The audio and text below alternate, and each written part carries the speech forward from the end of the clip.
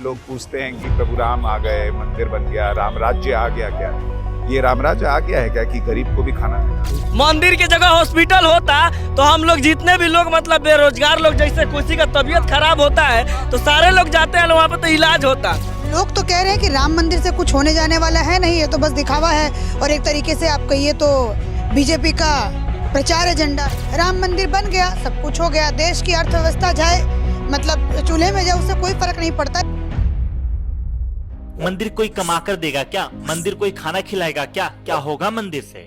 मंदिर का निर्माण होगा, इंजीनियर्स को मिलेगा, मजदूरों को मिलेगा, मटेरियल सप्लाई होगा, उसको मिलेगा रोजगार, और उसके बाद वहाँ पर पूरी इकोनॉमिक गतिविधि चलेगी। लोग वहाँ पर दर्शन करने आएंगे, वो फूल माला खरीदेंगे, प्रसाद खरीदेंगे, होटल में ठहरेंगे, बस से आएंगे, गाड़ी से आएंगे, ट्रेन से आएंगे, हवाई जहाज से आएंगे। पूरी इकोनॉमी घूमती है राम के आसपास। तो क्या श्री राम के आसपास पूरी इकोनॉमी घूमती है? क्या ये पूरी इकोनॉमी हमारी आस्था के आसपास घूमती है? क्योंकि केवल राम मंदिर ही नहीं, और भी बहुत से ऐसे मंदिर हैं जो भारत की इकोनॉमी में करोड़ों रुपयों का योगदान करती है। जैसे केरला की राजधानी तिरुवनंतपुरम में स्थित सिंगल एक मंदिर की संपत्ति करीब 1,20,000 करोड़ रुपए है। तिरुपति वेंकटेश्वर मंदिर की संपत्ति 3 लाख करोड़ रुपए है। शिरडी साईं बाबा मंदिर में 2022 में भक्तों ने 400 करोड़ रुपए से भी ज्यादा का दान दिया था।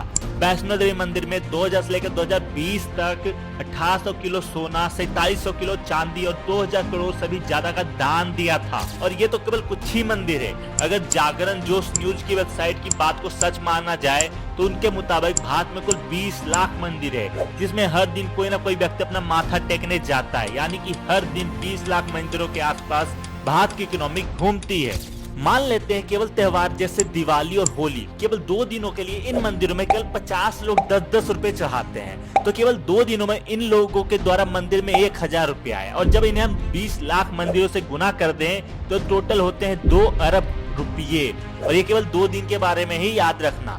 इन नंबर्स को याद रखना, बिकॉज जब मैं वीडियो के लास्ट में बताऊंगा ना, तब आपको पता चलेगा कि इंडियन इकोनॉमी में मंदिरों की क्या इंपॉर्टेंस है। पर क्या मंदिरों में सिर्फ रुपये चढ़ाए जाते हैं? नहीं, फूल माला, नारियल जैसी बहुत सारी आम चीजें हैं जो मंदिर में चढ़ाई जाती है। इसके साथ ही बहुत सारे लोग दूर दूर से यात्रा करने के लिए आते हैं, भगवान का आशीर्वाद लेने के लिए आते हैं। यानी मंदिरों के आसपास इकोनॉमी तो घूमती ही है, पर क्या आप जानते हो एक और भी बहुत ही बड़ा फैक्टर है जिसके आसपास पूरी इंडियन इकोनॉमी घूमती है। जी हाँ, एक फैक्टर ऐसा है जो इंडियन इकोनॉमी की नींव है, जिसे हम इंडियन फेस्टिवल्स के नाम से जानते हैं। दोस्तों, स्वागत है आपका हमारे चैनल पे। आज हम लोग बात करने वाले हैं कैसे हमारे इंडियन फेस्टिवल्स हमारी इंडियन इकोनॉमी को मजबूत बनाती है। इंडिया फेस्टिवल्स की भूमि है। यहाँ हर महीने कोई ना कोई एक त्योहार मनाया जाता है। होली हो, दिवाली हो, रक्षाबंधन हो, नवरात्रि हो, ईद हो, करवा चौथ हो। हर एक फेस्टिवल का एक अलग ही इंपॉर्टेंस है। सिर्फ कल्चर रिलीजियस बेसिस पे इनका इंपॉर्टेंस नहीं है, इवन भारत की इकोनॉमी में भी इनका बहुत ही बड़ा हाथ है। जब हम कोई भी रक्षाबंधन में राखी बांधते हैं, दिवाली में पटाखे फोड़ते हैं, दिए जलाते हैं, तो हम जाने अनजाने अपने देश के स्मॉल वर्कर्स को, स्मॉल बिजनेसमैन की जिंदगी में रोशनी भरने का काम करते हैं। रक्षाबंधन वह पवित्र त्योहार जिसमें बहनें अपने भाइयों की कलाई पर राखी बांधती है। यह केवल एक धागा नहीं बल्कि इंडियन इकोनॉमी के अटूट बंधन का प्रतीक बन चुका है। हर साल भारत में लगभग 6000 करोड़ रुपए की राखियां बेची जाती है, पर पहले इनमें से 70% राखियां चीन से इंपोर्ट होती थी, लेकिन अब मेड इन इंडिया राखियों की मांग बढ़ रही है और इसका सीधा असर हमारी इंडियन इकोनॉमी पर पड़ रहा है। बट केवल राखियां ही नहीं, बहनों का भाइयों के घर तक पहुंचने में लगने वाला फ्यूल, साथ में मिठाइयां, उसके साथ बनने वाले पकवान में लगने वाला सामान, कपड़ों की खरीदारी से लेकर बिजनेस में एक बहुत बड़ा उछाल देखने को मिलता है। तो जून से धीरे पड़ रही इंडियन इकोनॉमी को एक ऐसा बूस्ट देता है जो इंडियन इकोनॉमी को सीधे गणेश चतुर्थी तक पहुंचाने की पावर देता है। और गणेश चतुर्थी की बात की जाए तो रिद्धि सिद्धि के दाता गणपति बप्पा का यह त्योहार इंडियन इकोनॉमी के सैटेलाइट का थ्रस्ट है,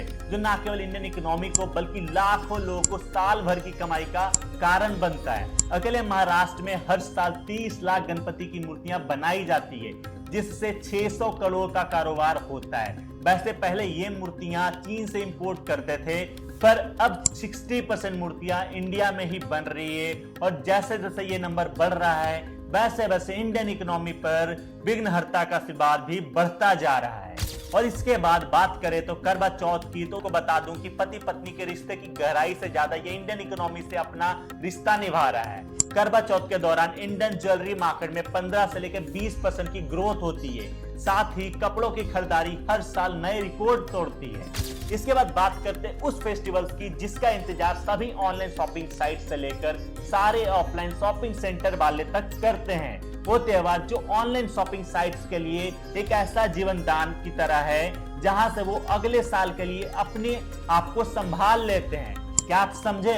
अरे हम दिवाली की बात नहीं कर रहे, हम नवरात्रि की बात कर रहे हैं। नवरात्रि आते ही सारे ऑनलाइन शॉपिंग वेबसाइट्स पे सेल चालू हो जाती है। बट क्या आपको पता है ऐसा क्यों होता है? दरअसल नवरात्रि के टाइम पर कपड़े, ज्वेलरी और इनसे जुड़े बहुत से सामानों की जो बिक्री होती है ना, वो 40% से इंक्रीज हो जाती है।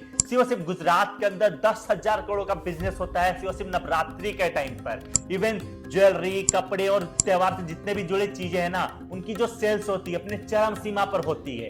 और मैं आपको बता दूं, यदि बाकी राज्यों की भी इनकम को यहाँ पे जोड़ दिया जाए ना, तो भारत के अंदर सिर्फ नवरात्रि के अंदर इतनी ज्यादा व्यापार होता है ना कि बहुत सारे कंट्रीज की जीडीपी भी उतनी नहीं होती है।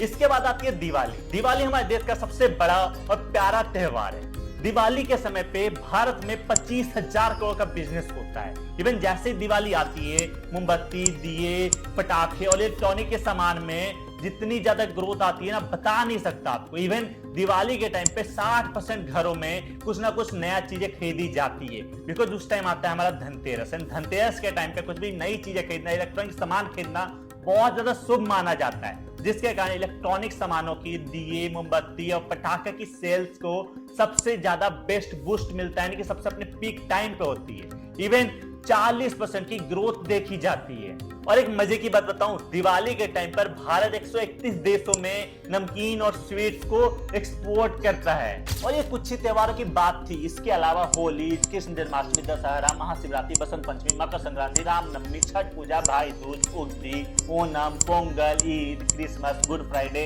महावीर जयंती, लोहरी, गुरु पर्व, शिव चौदस जैसे अनेकों त्योहार हर साल भारत में बहुत ही धूमधाम से मनाए जाते हैं। हर साल भारत में 50 से अधिक फेस्टिवल बहुत ही धूमधाम से मनाए जाते हैं। अब इस नंबर को हम उस नंबर से जोड़ते हैं जिसे हमने स्टार्टिंग में देखा था। वो नंबर था कि भारत में टोटल 20 लाख से भी ज्यादा मंदिर है। अब छोटा सा एग्जांपल लेकर समझते हैं कि हमारे इंडियन फेस्टिवल्स हमारी इंडियन इकोनॉमी को कैसे सपोर्ट कर रहे हैं। अब मान लेते हैं कि जब भी कोई फेस्टिवल आता है तो हर मंदिर में 100 लोग जा रहे हैं और एक पर्सन 5 रुपए का सामान खरीद रहा है। तो अब 100 लोग यदि मंदिर जाते हैं, 5 रुपए का सामान खरीदते हैं, तो हो जाते हैं 500 रुपए का सामान।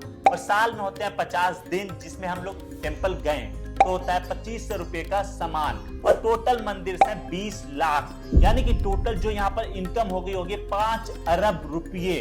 और ये केवल त्योहारों के कारण ही खरीदा गया। और क्या ये सामान किसी बड़े बिजनेसमैन से खरीदा गया? नहीं, ये 5 अरब का सामान छोटे दुकानदार, आजीविका चलाने वालों से खरीदा गया, जिनमें से 99% लोग तो कभी जीएसटी के दायरे में आए ही नहीं, क्योंकि उनकी कमाई कभी उतनी हुई ही नहीं कि वो टैक्स दे पाए। ऐसे 5 करोड़ से अधिक लोग हैं भारत के अंदर जिनके घरों की आजीविका सिर्फ इंडियन फेस्टिवल्स के कारण चल रही है। और हाँ, ये वीडियो किसी का प्रमोशन या डिमोशन करने के लिए नहीं बनाया गया है। रिक्वेस्ट है कि अगली बार फेस्टिवल की शॉपिंग में एक आइटम अपने आसपास की दुकान से जरूर खरीदना। ध्यान रखना, हमें मेड इन इंडिया प्रोडक्ट्स ही खरीदने हैं, क्योंकि जब त्योहार आपका है, खुशियां आपकी है, परिवार आपका है, तो हम प्रॉफिट किसी दूसरे देश में क्यों जाने दें। साथ ही एक बात आप हमेशा सुनते होंगे, जैसे ही होली आती है, होली मत खेलो, पानी की बर्बादी होगी। दिवाली आती है, पटाखे मत फोड़ो, नॉइज पोल्यूशन होगा, ये होगा वो होगा। शिवरात्रि आ गई, दूध मत चढ़ाना, दूध की बर्बादी होती है। बट क्या रियली में बर्बादी होती है? यदि आप इस टॉपिक के बारे में डिटेल में जानना चाहते हो कमेंट में जरूर बताना। नेक्स्ट वीडियो आपको उसी टॉपिक पे लेके आ जाऊंगा। बट गाइस, यदि आप इस टाइप की और वीडियो देखने में इंटरेस्टेड हो तो इस चैनल को अभी सब्सक्राइब कर लीजिएगा। इस चैनल पे आपको ऐसी और अमेजिंग वीडियो देखने को मिलती है। बाकी मैं आपसे नेक्स्ट वीडियो में। Thanks for watching guys.